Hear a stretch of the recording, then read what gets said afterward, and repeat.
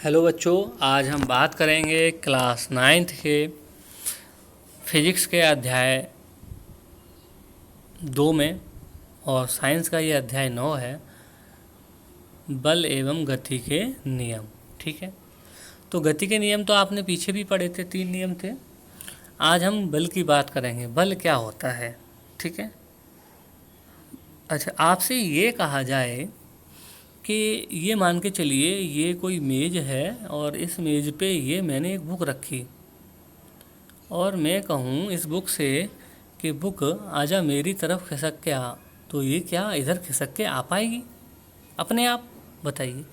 या ये मान के चलिए कोई पत्थर पड़ा हुआ है ज़मीन पर और आप ये चाहें, आप यहाँ बैठे हैं और आप चाहें कि ये पत्थर आपके पास आ जाए, तो क्या ऐसा हो सकता है अपने आप आ जाए? नहीं होगा, कभी नहीं होगा।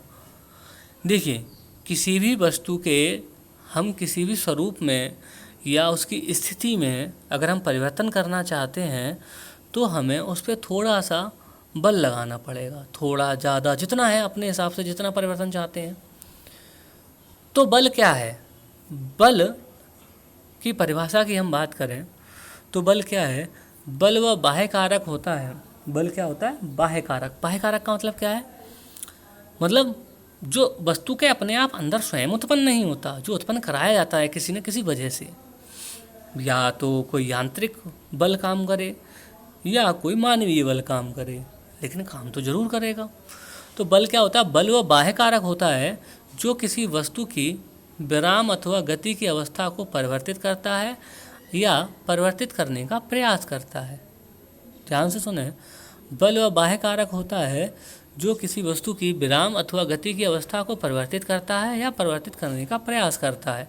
जैसे मैं बात करूं, गति की अवस्था को कैसे परिवर्तित करेगा?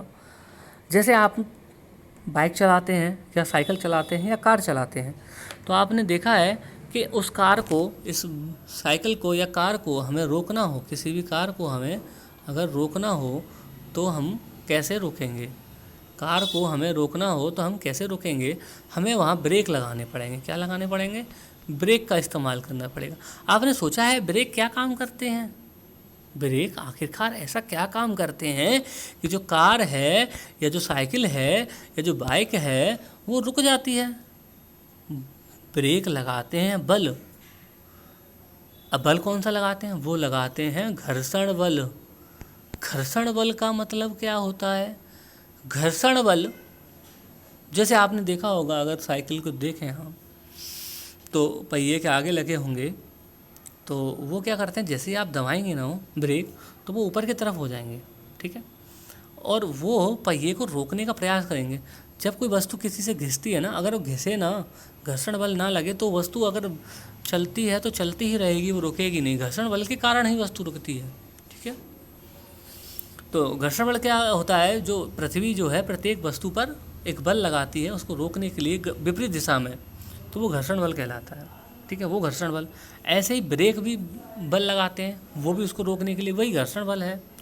तो है तो बल ना। तो बल क्या हुआ? बल वह बाह्य कारक हुआ जो किसी वस्तु की विराम अथवा गति की अवस्था को परिवर्तित करेगा या परिवर्तित करने का प्रयास करेगा। ठीक है, चलिए अब किताब से देखते हैं, कुछ उदाहरण समझते हैं तो हमारे समझ में आ जाएगा। ठीक है, अच्छा, बल के बारे में जो बताया, बल के बारे में जो बताया, एक महान साइंटिस्ट थे न्यूटन। उन्होंने इसके बारे में बहुत अच्छा विश्लेषण किया है। चलिए आज हम बात करेंगे इस चैप्टर में, देखेंगे क्या कह रहा है। सदियों से गति और इसके कारणों ने वैज्ञानिक और दार्शनिकों को उलझा रखा था। फर्श पर रखी एक गेंद को धीमे से ठोकर लगाने पर वह हमेशा के लिए गतिशील नहीं रहती। यह आपने भी देखा है कि कुछ समय बाद बंद हो जाती है। ऐसी परिस्थितियों में पता चलता है कि वस्तु की विराम की अवस्था ही उसकी स्वाभाविक अवस्था है। ऐसी मान्यता तब तक बनी रही जब तक कि गैलीलियो और आइजैक न्यूटन ने वस्तुओं के गति के बारे में एक पूर्णतः भिन्न संकल्पना प्रस्तुत की। आपने अपने प्रतिदिन के जीवन में देखते हैं कि एक स्थिर वस्तु को गति देने के लिए या गतिशील वस्तु को रोकने के लिए हमें कुछ प्रयास करना पड़ता है। ठीक है, कोई भी स्थिर वस्तु है या गतिशील वस्तु है, अगर उसकी अवस्था में परिवर्तित करना है तो कुछ ना कुछ तो प्रयास करना पड़ेगा। सामान्य भाषा में हमें इसके लिए शारीरिक प्रयास करना पड़ता है। तो हम कहते हैं कि वस्तु को गति की अवस्था में लाने के लिए हमें उसे खींचना, धकेलना या ठोकर लगाना पड़ता है। खींचने, धकेलने या ठोकर लगाने की इसी क्रिया पर बल की अवधारणा आधारित है। तो मैंने जो बताया आप उसी से समझ जाएंगे कि बल क्या है। बल वह बाह्य कारक है जो किसी वस्तु की विराम अथवा गति की अवस्था को परिवर्तित करता है या परिवर्तित करने का प्रयास करता है। जैसे आप देखेंगे ये लड़की चित्र में जो हॉकी स्टिक से ठोकर लगा रही है, ये भी क्या करती है, उस पर बल ही तो लगाती है। धक्का देना भी, ठोकर लगाना भी क्या है, एक बल ही तो है। ये बल के रूप हैं, ठीक है, ये भी बल है।